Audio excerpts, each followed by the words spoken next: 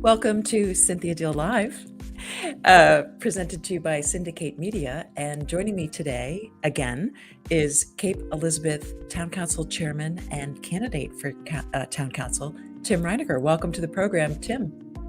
Thank you, Cynthia. It's a pleasure to be here.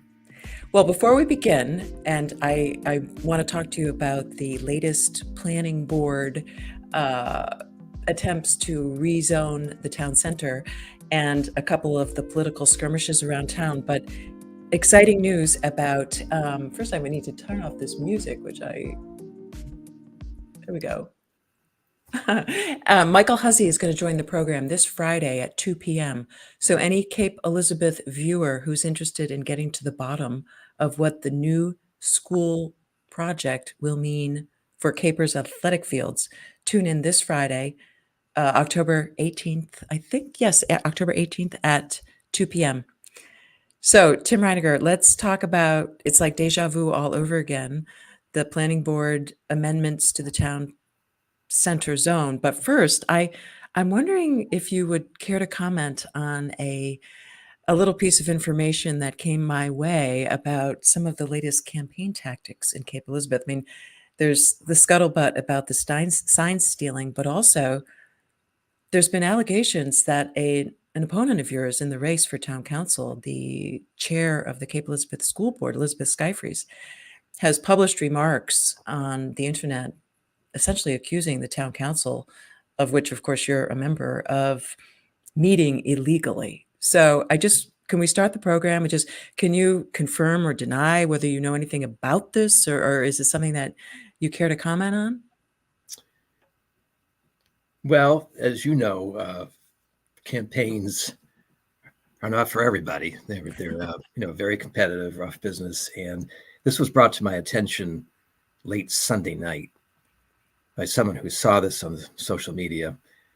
And it's certainly very disappointing to have the school board chair make an allegation that 3 or more members of the town council are violating laws, and she provided no specifics whatsoever. Now, I know, as candidates, we can all get caught up in the competition, but some of us are still in important positions. As I'm school board chair, and I'm chair of the town council, and that affects how I behave always. I always have to represent everybody, and I can't put that role aside and enter all kinds of combat and just make any salacious allegation in a campaign. So, it's very disappointing. I've worked well with the school board chair in the budget process, and we disagree on, of course, the school bond vote.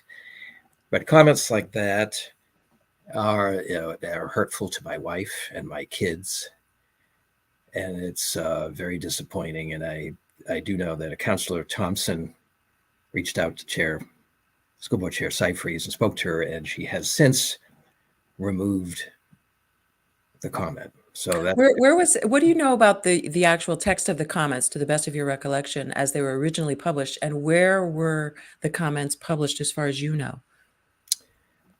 As far as I know, it was published on the Cape Democrat social media site in one of the responses to questions by candidates about addressing concerns about safeguarding democracy, ironically. And she viewed it as that's where she inserted that a threat to democracy is 3 or 4 councillors having secret meetings and conducting public business and entertaining petitions, apparently from somebody. So that was the context. And so the law that she's referring to, at least as far as you know, is the public meetings law that says you have to give notice if there's going to be a meeting of 3 or more elected officials. Is that the law as far as you know that she's accusing some councillors of breaching? As I say, she wasn't specific, but I imagine that's what she would have in mind. And have you, I just feel like I need to ask you, have you ever met secretly with 2 or 3 other town councillors for the purpose of conducting town business? No, certainly not. And I don't know of any councillors who've done anything like that. I mean, all the councillors are very careful doing the public business. This town, the people in this town need to know, no matter what they think of the philosophies and views of the counselors, to a person, all 7 are highly ethical and observe these laws meticulously and carefully. Well, Elizabeth Scifres may have amended her original comments. I don't know what she said originally. I haven't seen it. I heard, like you have, that the original words were along the lines of a cadre of 3 to 4 town councilors were meeting secretly or unlawfully for the purpose of conducting business. But now her remarks, at least as of this afternoon, her statement as it appears on the Cape Dems website still suggests that there's underhandedness going on at the town council, because she says that she's going to renorm. If elected, she says, I will work to renorm the town council to, first of all, follow the law. So that suggests to me that she still thinks that there's some unlawful activity going on at the town council level. I mean, that's what do you think you can or should do as chair of the town council about that? Anything? Well, we can't stop anyone in public office. Cannot stop any in the public from making accusations, and I've been subject to all kinds of allegations of unlawful activity and breaking the law. And we just get used to this.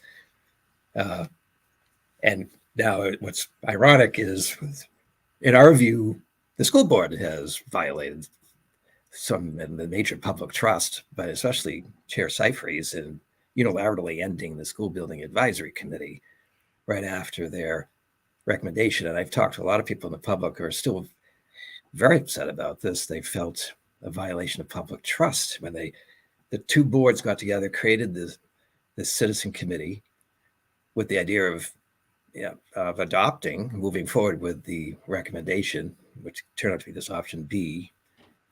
This council was prepared to unanimously move that forward, but the chair Scifres, just announced that she sent me a note there or so later and said, let's thank them for the service. It's being ended, and it was her call. And, we didn't, and that's where it went. So that has been unfortunate. So we got to, frankly, restore the public trust on the whole issue of the schools after this vote. Whatever happens, there's nearly $100 million at stake, and there's got to be much more transparency on the school board side, that's for sure. And with the architects and the so-called owners representatives supposed to be representing the town, but it's turned out not to be. And so we got a lot of stuff here to clean up. What's going to be interesting for a lot of people to see, including me, is that if Elizabeth Scifres is elected and the school bond fails, I hope that there's going to be, the ability on her part, or others who are so adamantly opposed, or who are so adamantly in favor of the bond, if it fails, if they can still bring themselves to govern. So let's turn now, because you have a meeting tonight, so I can't keep you here for too long, but I do want to talk to you about the latest iteration of town center zoning amendments as drafted by our planning board, with the help, of course, of the town planner. What do you know? Why? It's like deja vu all over again. Why are we as a town being presented with another rendition of an amendment to the town center zoning laws to accommodate the property known as Ocean House Common in the town center? Yeah, I attended the planning board meeting last night, in which the latest language was revealed. And it's, I'll say, Cynthia, that this town went through a lot of stress and contention over the Xanton project, and especially the proposed zoning changes at that time in 2021. And of course, that's where we met. Yeah, boy, I know it. The citizen petition drive, which apparently was very rare for Cape, and then the vote to overturn officially the zoning ordinances which the prior town council had adopted. I think that is the first time in the history of Cape that has been done. So it highly important event that merits more than just being a footnote somewhere. And you would think it never happened in the eyes of the planning board right now. Last night, I cannot believe it, 3 years later, here we go again, 2 years, but here we go again with the proposal made by what's called Hardy Pond Group for the same two properties, lots next to Town Hall that were the subject of the Xanton Dunham Court. They've come forward with a 33 unit market rate proposal. And to make their economics work, they've said that there are a few changes that are made to the density, to the first floor commercial requirement or non-residential, the height, so forth. Town council was excited by this, sent it to the planning board to be reviewed.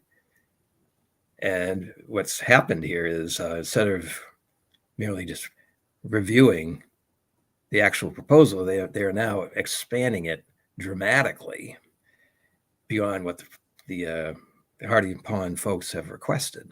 How so? Like, can you give an example of what would be an exaggeration of between what the developer is requesting and what the planning board is proposing? Sure, there are a few. The density is the big one. They had, this is where, listeners have to get into the math of how this density works. But I will, Cynthia, if you may permit me here, just illustrate this. So currently, the density of the square footage per unit in the area to determine how many units are allowed is 3,000 square feet. So if you take these two lots, which are about 79,000 square feet, that allows up to 26 units. Of course, they want 33 units. So to get that, they've requested that the 3,000 square foot number be reduced to 2,000 square feet, which would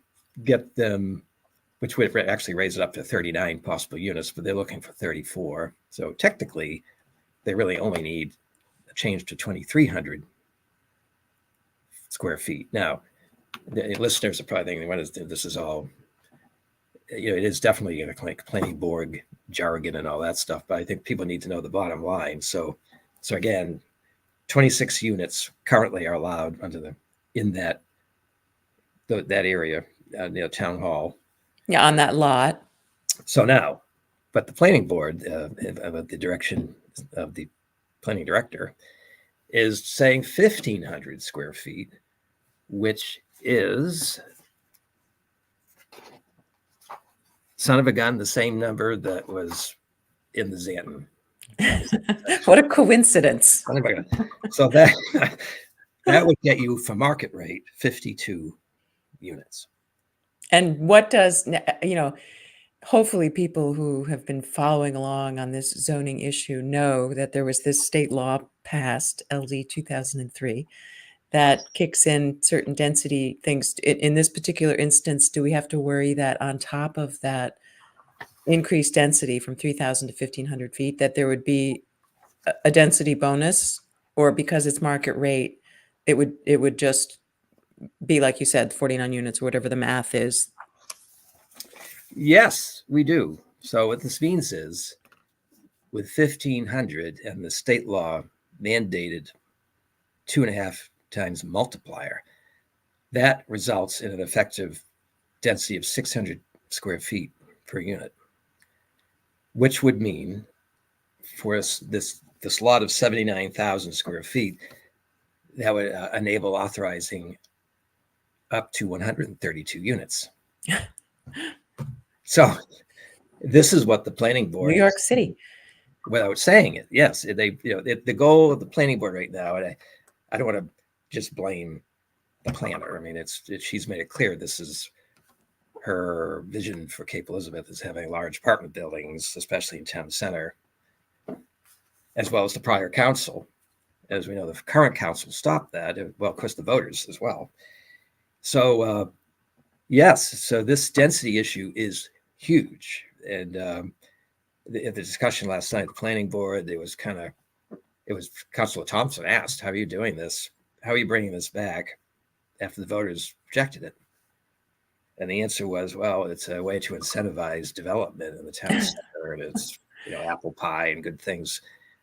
And they didn't really answer the question directly. And so it's a concern that the planning board now is going way beyond its role here. And Developing public policy, right. unelected people are making the laws.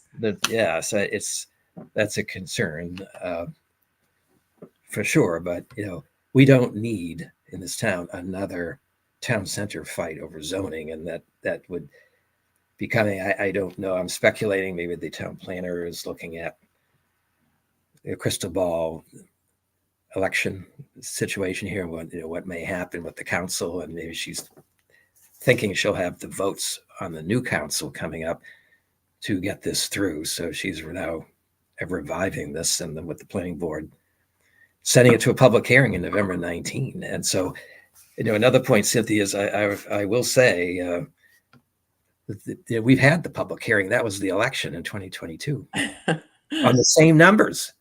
And that's not the only coincidence. In fact, they go a little bit further than before with right now, the height restriction is 35 feet. Now, the Hardy Pond folks needed a fourth floor, requesting 49 feet. The planning board has put forward 50 feet. So that's really tall.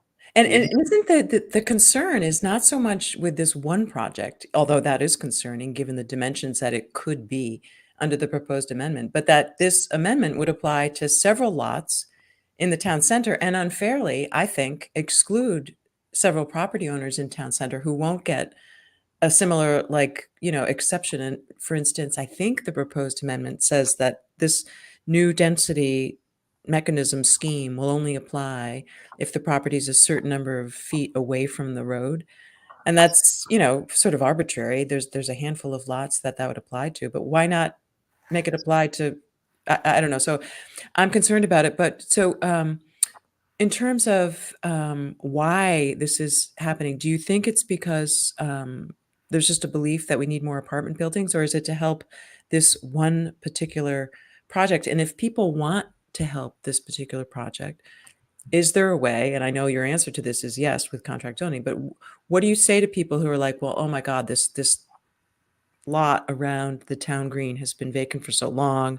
It's an embarrassment. We should do everything we can to try to help Dr. Jacobson get this thing going. Is there an alternative? Yeah, so I say with the original proposal, I have voiced support, and I do think we need to do what we can to help Dr. Jacobson, who's been sitting on these properties. They are tricky to develop because of the large size of the village, the green area. Do we know? Can I just interrupt for a minute?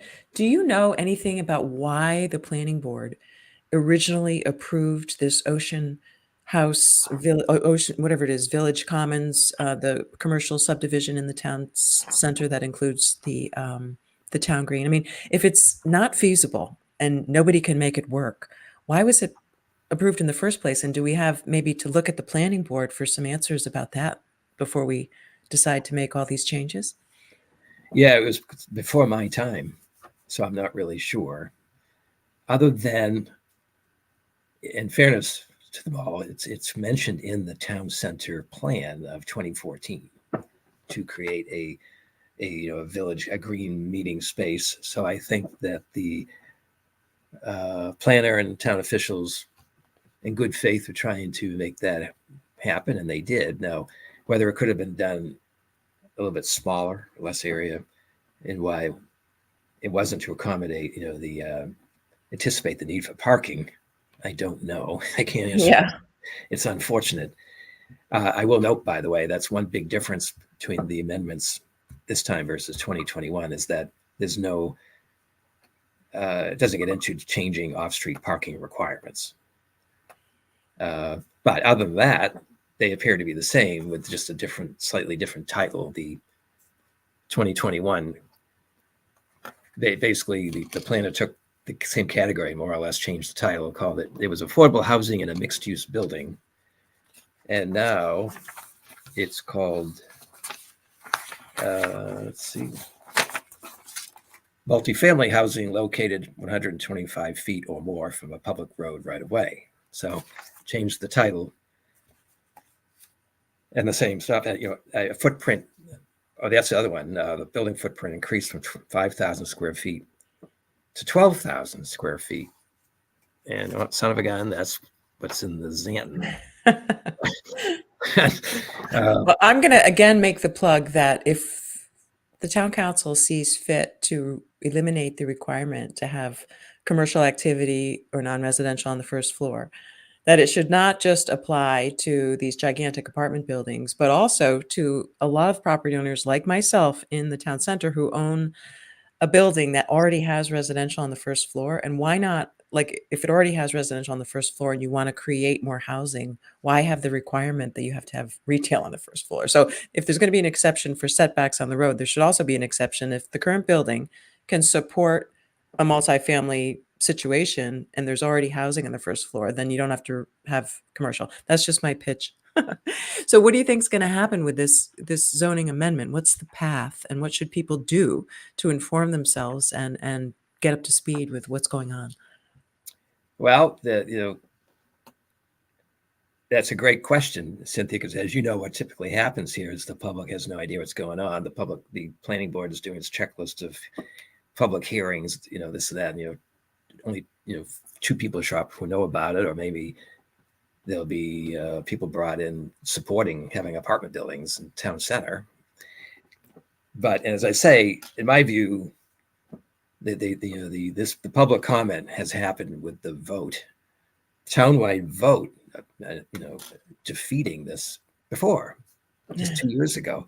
But at any rate, the public will need to be alert to this, and they'll have to probably, we don't know what the composition of the town council will be, but there'll have to be pressure brought to bear on this. There are other aspects of this, just legally, just as before. The planning board is supposed to establish that any proposed change to the zoning ordinance is consistent with the comprehensive plan. And in my experience, this is like utterly ignored. It's frustrating to me. I mean, that who's supposed to enforce this, right? I think it's supposed to be the planning board. And I know with the experience with the LD 2003 amendments, and then the planner was in the planning board were pushing to put in duplexes, 3 and 4 plexes throughout residential zones.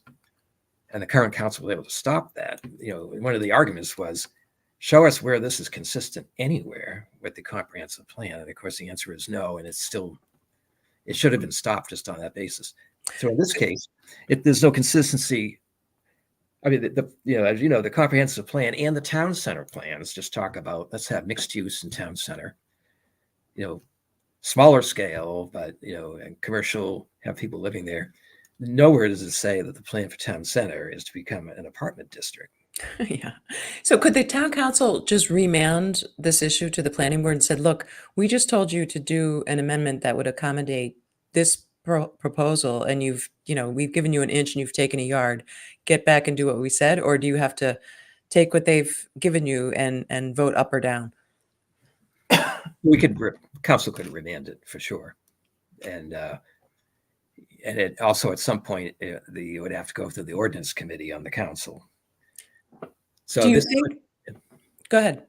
So this could take many months to play out. Now, on the regrettable side of this is we have to stay focused on the fact that we have a wonderful proposal of highly esteemed people again, and we don't want to. They have financing concerns and timing. We got inflation, all kinds of things going on.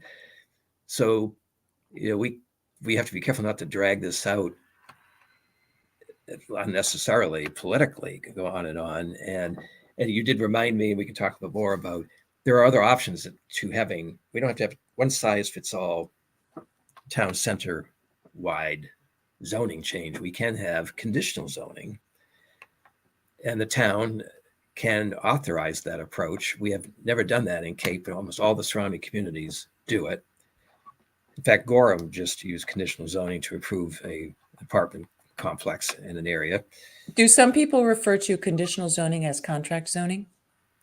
Well, the state statute sets it up that way. They say conditional or contract zoning, and they give it as an option for municipalities to add that type of power in the local zoning ordinance. So I put forward that as a proposal, and actually tonight it's on the agenda to send that to the planning board for further review.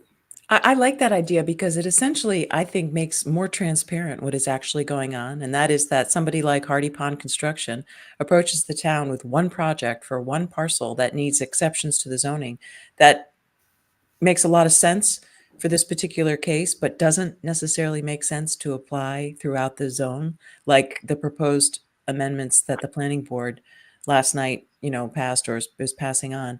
So I think the contract zoning makes a lot of sense because you can negotiate with the developer to get exactly what the town wants in response to bending the laws. It seems like it's a transparent way to represent the public at the table and get something in return. And certainly in this case, we've gotten something from Dr. Jacobson in the sense of the town green, but maybe there's other things that, he might want and that the town can give, and in response, allow this project to go forward. So I hope simultaneously we can, as a town, support a good project on the two lots in the town center, and at the same time defeat the attempt by the planning board to try to upend our town center zoning ordinance. And so this leads me to, do you think it has something to do with the chairman of the planning board, Jonathan Sarbeck, who is another one of your opponents in the race for town council? Is this his way of positioning himself sort of at odds with you to set up a contrast? Is it a campaign stunt? I don't think so. No, I think it's more, he has, it's no secret, been very allied with the town planner philosophically, and the planning board, it works with her hand in glove, and so I do think it'd be better for the public to have a planning board that's more independent of the planner. I think that would serve the public better. It's not supposed to be. I don't think it's working to our advantage in all cases. And by the way, if we have time, there's another big issue that came up that involves the cookie jar. I don't know if you heard about. Oh, let's talk about that. We have a few minutes. Yeah, because the cookie jar is an important, place in this town, and rumor has it that the planning board is giving them the business to try to make a simple cut in the sidewalk to allow customers to come into the parking lot because of a dispute with the neighbor. What do we know about the cookie jar, and how is the planning board treating our friends? Well, apparently a little bit like the lumbery right now. Uh-oh. That's not good. The town can ill afford another town center zoning fight of apartments. Probably maybe even more so, the town can't afford another lumbery type fight. And that's what's coming here. And that's what I was thinking. Again, I was listening in on the meeting last night. It begs a lot of questions, like why do we even need the planning board to be involved at all when this landowner wants to cut a tree down to get it off her property? It makes no sense to me. But is it true that it costs, like, I heard that there was like a $20,000 cost associated with the simple site plan process that she had to go through to get this parking issue addressed? I mean, that is $20,000. That's a lot of donuts to sell. It sure is. And it gets worse. Apparently, she'll be required to put in a street light, which is another $20,000. I know I'm not making this up. But what came to light last night was all of a sudden the 4 parking spots in front of the store are now again at issue with the planner and the planning board. And it took the owners by surprise last night. They thought it had been, this issue came up. People have been parking like that for 50 years? Even more so, 1956. Oh, jeez. That's, and this came up with the Shore Road proposal. They ran a reconstruction And the owners of the cookie jar did a petition drive and fought off the plan to remove those 4 spots. And the owners believe these 4 spots are critical to their business. In fact, she said last night, if we lose those spots, that's could be the end of the business, for a lot of reasons. And they were told that they thought it was over. They were told by the planner that actually it's kind of dormant. And sure enough, it's back. It was just dormant. And so there was a discussion last night, isn't this grandfathered? Seems to be, it would be grandfathered, being done this way since 1956. Yeah, it seems to me. But turns out that there is the issue raised by the planner is that some of those parking spots are under a right of way, public land. So they're not fully owned private property. So that, I think, through suggesting that's why this issue of grandfathering may not apply. One of the planning board members, to his credit, said, well, why don't we just have the town council as an option execute a license? Right. A simple license. We've done it before. And so I'm going to support that, by the way. And there'll be some discussion tonight at the town council meeting. For people who want to support the cookie jar, what can we do? I mean, because we can't run another business out of town. What can people do to support the cookie jar to save the parking spots? I think, I should probably have a petition drive. It was heartbreaking last night, Cynthia. She was in tears. It's just, this is not where we should be in this town. So Jonathan Sarbeck is the chair of the planning board. He's running for town council. Did he give any public remarks that you can recall justifying this regulatory bureaucracy that's strangling and might put out of business? Yeah, I don't want to, pick on Jonathan and this whole thing. I think he, as chair, sounded like he's, following procedures and he's following the advice of the planner. And my basic point is, I think people on the board should be questioning the planner a bit here. That's, and especially, we're supposed to be holding these people accountable. So, I think, I'm going to ask for specifics on what exactly is being violated here by the cookie jar, and I'll say, if I'm reelected, I'll move to change those regulations. If there's something that is a serious regulation problem, let's change it. Yeah, exactly. To help the businesses. Right. And Cynthia, I think the bigger point here is, we need site plan approval for sure to protect the public. There are a lot of good reasons for it. The problem here is it's supposed to be a collaborative process versus confrontational. And we saw with the lumbery, now the cookie jar, it's too much of a throwing the book at people.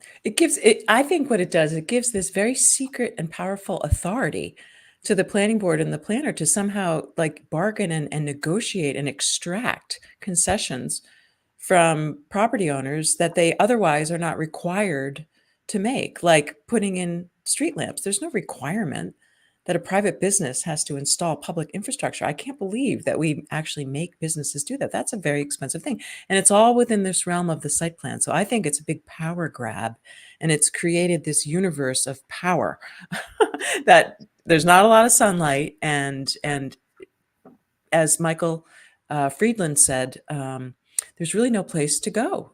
So I hope, if you are looking at this carefully, that you make changes to the site plan review process. That once a business or a property owner gets beyond the site, once the site plan is approved, as far as I'm concerned, the power, the authority, the jurisdiction that the planning board and the planner has over that business should be stopped. Yeah. And if going forward there's a violation of an actual law or ordinance, certainly there should be an enforcement. But a site plan shouldn't be used as a law that can be the basis of enforcement. It just seems very overbroad. Let me put it another way. It shouldn't be used as a cudgel against business owners. The cookie jar. Meanwhile, ironically, I don't know if you're familiar, Cynthia, that we've had a controversy for months on Shore Road, the massive building structure by a private homeowner on Shore Road at, I don't know what it is, 878 Shore Road and so forth, putting in a 1.5 story, it looks like 2,500 square foot to 3,000 garage office above. No site plan review. Oh, wow. There's nothing we can do. And they've had for months 4 or more trucks every day parked on the street, blocking views, cones, and chaos. The Stony Brook neighborhood's been up in arms. So it seems weird to us that, yeah. In fact, by the way, the proposals last year for adding duplex, triplex, quadruplex throughout residential areas put forward by the planner expressly excluded them from site plan review. So I'm telling people, this is what you would have had if that had passed. We dodged a huge bullet with that one. We could have had people putting in other building structures with no site plan review, construction trucks everywhere. And neighbors would have been asking, how did this happen? Well, if you don't have counselors willing to push back and question the planner, the planning board, or the school superintendent, the school board, this is what happens. You need a council that has the gumption to question everything or anyone. And it's not comfortable, but it has to be done to represent the interest of the public. We're agents of the public. Well, given everything that we've just talked about, the challenges that the town council has going forward, you're still in it to win it for re-election? Is there anything you want to say to listeners before we sign off tonight, either about the meeting tonight or about your election, why you're still willing to serve given the challenges? Well, I'm going to say that this is going to sound grandiose, but we have a beautiful town, and I've decided to put my time into saving it as much as I can. And I'm in it this far, having done 3 years, because you're not the first one to have asked this. I've had a lot of people who have said they would never run for local office, given the abuse they've seen me take and so forth. But I feel that we can still keep Cape Elizabeth, this very nice rural town, which generations of leaders have built, and they've kept it this way. This could have easily been turned into an extension of South Portland if the developers had their way decades ago. It would have been easy. The tough part is for leaders to have the discipline and gumption to keep fighting to keep it. And so, unfortunately, we've had Cape Elizabeth Land Trust for sure. I mean, it has done I can't imagine where we'd be without that and all and the trail system, and it's been terrific. But of course, it does result in it has an impact on increasing house costs, because more of that land is preserved, and preserving farmlands, which we want to do, means there's less land to build on. But I think we should just come to peace with that. That's been the choice of this community. This Maine is a very cavernous state. If you're on the train between Portland and Durham, New Hampshire, it's like one big nothingness of there's a lot of places to build apartments or other houses. It doesn't have to be all in Cape. So I think our job is to preserve Cape as this magnificent town. I've never seen anything like Cape.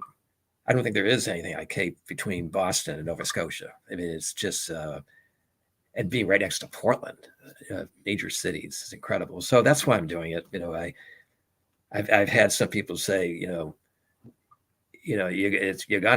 gonna lose at some point with the constant barrage of people who want, more apartments and more schools and this and that. But while I'm here, I'll keep fighting it. So. Well, Tim Reiniger, thanks so much for rejoining the show, and I hope viewers will subscribe. And this Friday at 2 p.m., join me again for an interview with Michael Huzzy to get an update on what the new school will mean for Capers athletic fields. Tim Reiniger, thanks so much, and good luck tonight. And until next time, we'll sign off.